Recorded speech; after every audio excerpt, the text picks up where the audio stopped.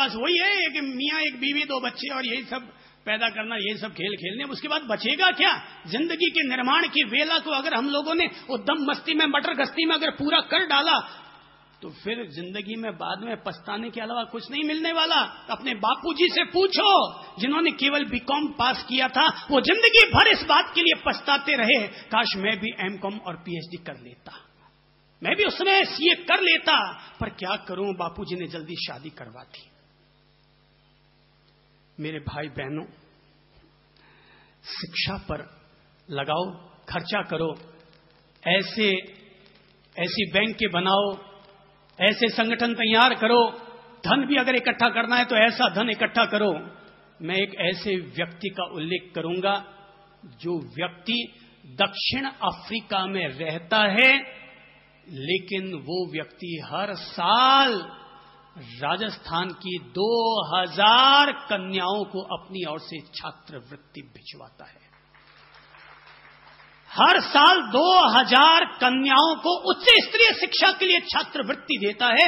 मैं साधुवाद देना चाहूंगा जीतो जैसी संस्था को, जो अभी बनी है, लेकिन उस संस्था ने आरएस ऑफिसर, आईएएस ऑफिसर तैयार करने के लिए छात्रवृत्ति हम देंगे, तुम पढ़ाई करो और आईएएस ऑफिसर बनो।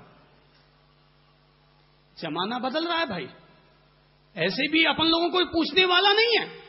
अब जिनको आप लोग कल तक छोटी जाति के कहते थे, हिंदुस्तान में आरक्षण का ऐसा हवा पैदा हो गया है कि अब अगर आप लोगों ने अपने बच्चों को पढ़ाने के लिए, आईएएस ऑफिसर बनाने के लिए अगर पहल न की, तो याद रखना आने वाले कल पर इन सारे अमीर लोगों पर, जिनको आप लोग अब तक छोटी जाति के लोग कहते थे ना, वो आकर के धौंस जमाएंगे, 4 जूते मारेंगे और जेल में डाल देंगे।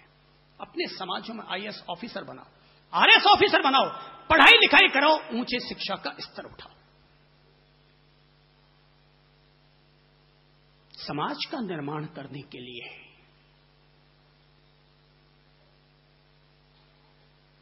अपने अपने संगठनों को भी मजबूत करो। जो भी आपके संगठन हैं, अपने अपने समाजों को संगठित करो। याद रखो, बिखरे हुए लोगों की कोई ताकत नहीं होती। अगर हम एक रहेंगे, खड़े मिलेंगे, अगर हम बिखर गए तो हमें कोई कुत्ता भी पूछने वाला नहीं होगा, कोई कुत्ता भी पूछने वाला नहीं होगा। हाथ में 5 अंगुलियां हैं, हाथ में 5 अंगुलियां हैं, सबकी स्वतंत्र औकात है, पर अकेली अंगुली कर क्या सकती है? छुटकी कहेगी मैं कान में खुजली करती हूं, बगल वाली कहेगी मैं भगवान की पूजा करती हूं, उसके बगल वाली कहेगी मैं सबसे बड़ी हूं, उसके बगल वाली कहेगी कि लिखने का काम मैं करूंगी, तीरंदाजी मैं करूंगी, अंगुली का निशाना मैं बनाऊंगी। चारों अगर आपस में झगड़ने लग जाएंगे, अंगूठा कहेगा बहनों क्यों झगड़ती हो, अरे क्यों झगड़ती हो, चारों की अपनी अपनी उपयोगिता है। अरे तुम 4 अंगुलियां हो, चारों स्त्रीलिंग हो और मैं अंगूठा हूं, तुम चारों का पति तो मैं ही हूं, तुम चारों का पति तो मैं हूं, पर न मेरी अकेले की कोई औकात है, न तुम्हारी अकेले की कोई औकात है। पांचों अगर एक हो जाए तो पंच परमेष्ठी बन जाते हैं, पर पांचों अगर बिखर जाए तो कोई ताकत और औकात नहीं रह जाती है। संगठन, समाज में संगठन, परिवार में संगठन, भाइयों में संगठन। आजकल आजादी का जमाना चला है ना, टूट रहे हैं, सारे लोग टूट रहे हैं, घर परिवार टूट रहे हैं, मां बाप तक टूटने लग गए हैं। मुझे एक बच्चे ने एक फिल्म की कहानी सुनाई थी और वो फिल्म थी बागबान, बागवान, ऐसा कुछ करके फिल्म का मुझे उसने नाम बताया और कहानी सुनाई, तो पता चला कि आजकल मम्मी पापा का भी बंटवारा होने लग गया है, वो भी आजकल बंटने लग गए हैं। संगठन में ताकत है, संगठन की औकात है, अपने आप को संगठित करो। समाज के निर्माण के लिए संगठन जरूरी। समाज के निर्माण के लिए जिस चीज की जरूरत है वो है, अगर हमारा समाज बिखरा हुआ है तो उस बिखरे हुए समाज को एक करने के लिए समन्वय के सूत्र तलाशो। क्या करो? समन्वय के सूत्र तलाशो, एक दूसरे के करीब आओ, एक दूसरे की मित्रता अपने जीवन में कबूल करो। समन्वय, एक दूसरे में देखो क्या है खासियत जो एक दूसरे को करीब कर सके। भेद बताने वाले तो दुनिया में बहुत सारे भरे पड़े हैं। अरे हमारा काम तो ये होगा कि दो अगर अलग अलग चीजें हैं तो उनमें समन्वय के कौन कौन सी खासियतें छिपी हुई है, उन खासियतों को हम समझें। क्योंकि लड़ने और लड़ाने से तो नमक भी महंगा पड़ता है और जुड़कर रहने से दूध भी सस्ता हो जाया करता है। दूध भी सस्ता हो जाया करता है। समन्वय के सूत्र तलाशो, सब एक आओ जाओ। अगर आप मंदिर मार्गी हैं, कहना चाहूंगा स्थानक में जाया करो। अगर आप स्थानकवासी हैं तो कहना चाहूंगा मंदिर जाया करो। सब एक दूसरे के यहां आया जाया करो। कभी कभी कृष्ण भगवान के मंदिर में भी जाया करो, कभी कभी राम जी के मंदिर में भी जाया करो। भाई लोगों, याद रखना, अगर कभी आप किसी रास्ते से गुजर रहे हैं और वहां पर अगर कोई मस्जिद भी दिखाई दे जाए ना, तो मस्जिद के सामने भी अकड़ के मत चलना, सिर को झुका के चलना। क्योंकि बहुत सारे लोग ऐसे हैं जो उसकी भी इज्जत करते हैं, वहां जाकर के अपना मत्था टेकते हैं। दुनिया में कभी भी रास्ते से चलो, कोई भी मंदिर मिल जाए, अगर हम अंदर जा सकें तो अच्छी बात, और अगर अंदर न जा सकें तो भी कम से कम किसी भी मंदिर के आगे से सिर अकड़ करके चलना, ये तो हमारे अधिकार में नहीं आता। झुक के चलो, समन्वय के सूत्र तलाशो। देखता हूं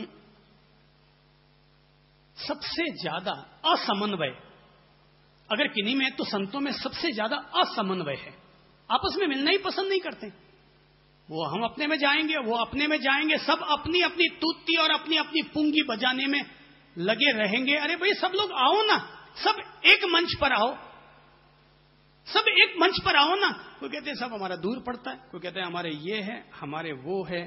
अरे भाई हम अपना इतना बड़ा मंच आपको दे रहे हैं, आओ आम जनता से जुड़ो, आम जनता के हितों की बात करो, आम जनता का कल्याण करो। पर अब आम जनता लोगों के हाथ से छूट गई, केवल अपनी अपनी जनता रह गई। सब लोग कुएं के मेंढक बन गए, सागर के मेंढक अब खत्म हो गए।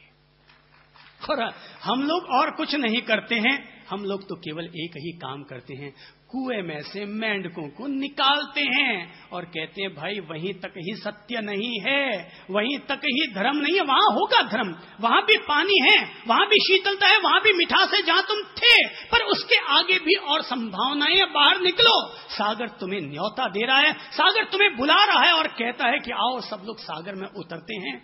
दुनिया बहुत बड़ी है, आगे बढ़ो। जब किसी संत से मिलते हैं ना, हम लोग सामने हाथ जोड़ते हैं, वो लोग यूं खड़े रहते हैं। हम कहते हैं प्रभु जी प्रणाम, नमस्कार जी, नमोस्तु, जवाब ही नहीं देते।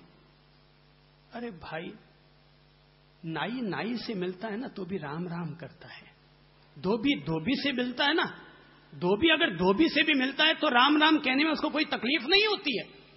पर क्या करें हम संत लोग, कैसे जो संत संत से मिलते हैं तो नमोस्तु को नमोस्तु कहने में तकलीफ होती है। अरे यार, संत बनने का मतलब ये हुआ कि गृहस्थ व्यक्ति भी दूसरे से मिलता है तो पांव छूता है, तो एक गृहस्थ व्यक्ति भी इतना विनम्र हुआ करता है कि दूसरे गृहस्थ से मिलता है तो पांव छूता है। तो संत का मतलब तो ये हुआ कि वो गृहस्थ से 100 गुना ज्यादा विनम्र हो गया, गृहस्थ से 100 गुना ज्यादा विनम्र हो गया, उसने अपना ईगो अहम भाव तोड़ दिया। हमें तो अगर कोई लोग बुरा न माने ना, हम तो हाथ जोड़ते हैं, उसी में ही 100 आलोचनाओं के शिकार हो जाते हैं। पर अगर हमारी आलोचना न हो तो आप अगर हमें झुककर प्रणाम करेंगे तो हम वापस आपको साष्टांग प्रणाम करना पसंद करेंगे, हम आपको साष्टांग प्रणाम करना पसंद करेंगे। यानी एक संत का ईगो अहम भाव इतना टूट जाना चाहिए कि कोई गृहस्थ होकर के भी तुम्हारे सामने झुकने को तैयार हो गया, और हम हैं जो केवल हाथ यूं आशीर्वाद आशीर्वाद आशीर्वाद। अरे प्रभु जी, मुझसे कभी अगर भगवान मिलेंगे तो उनसे पूछूंगा कि प्रभु जी केवल अपने पांव धोक मुजरा ही करवाते रहेंगे, अपने पांवों की पूजा ही करवाते रहेंगे, या कभी थोड़ा सा बड़प्पन दिखाकर आगे बढ़ेंगे, खड़े होंगे और हम बच्चों को अपने गले भी लगाएंगे? कभी हम बच्चों को अपने गले भी लगाएंगे? क्या कभी आप ऐसा भी करेंगे? केवल रोजाना वही चंदन की पूजा, वही चंदन पूजा? प्रभु जी, पूजा हुई, कभी थोड़ा अपना प्यार भी दर्शाओ और हम लोगों को अपने गले लगाओ। समन्वय के सूत्र तलाशो मेरे भाई, आपस में एक दूसरे के करीब आओ। अभी राखी थी, पता नहीं लोगों की आत्मा किस तरह से जग पड़ी, लोगों की आत्मा किस तरह से जग पड़ी। लोगों ने उस दिन एक संवत्सरी मनाई, एक ईद मनाई, एक दीपावली मनाई। बहनें और भाई, देरानी और जेठानी, दो भाई जो आपस में नहीं बोलते थे, नहीं बोला करते थे, बहनें यहां से गई, जाते ही मोबाइल से फोन लगाया और जाकर के कहा कि हम अपनी ओर से सॉरी कहते हैं और इस तरह से मैटर को फिनिश करते हैं, हम आपके राखी बांधेंगे, राखी बंधवाएंगे। समाज में एक दूसरे के करीब आए हर भाई बहन और इस तरह से अपने टूटे हुए रिश्तों को फिर से जोड़े। ये धर्म होगा, धर्म होगा। समन्वय के सूत्र तलाशो मेरे भाई, समन्वय के सूत्र। एक दूसरे का सहयोग करो, यहां पर एक दूसरे को यहां पर स्वावलंबी बनाओ, आत्मनिर्भर बनाओ, यहां पर सहयोग करो और एक दूसरे को स्वावलंबी बनाओ, आत्मनिर्भर बनाओ। बहन बहन की मदद करे, भाई भाई की मदद करे। अगर आप लोगों को जीवन करना ही है ना, तो मेरे भाई ऐसा जीवन करो, आप पता लगा लें। जैसे मान लीजिए आपके 28 की तपस्या है और 28 की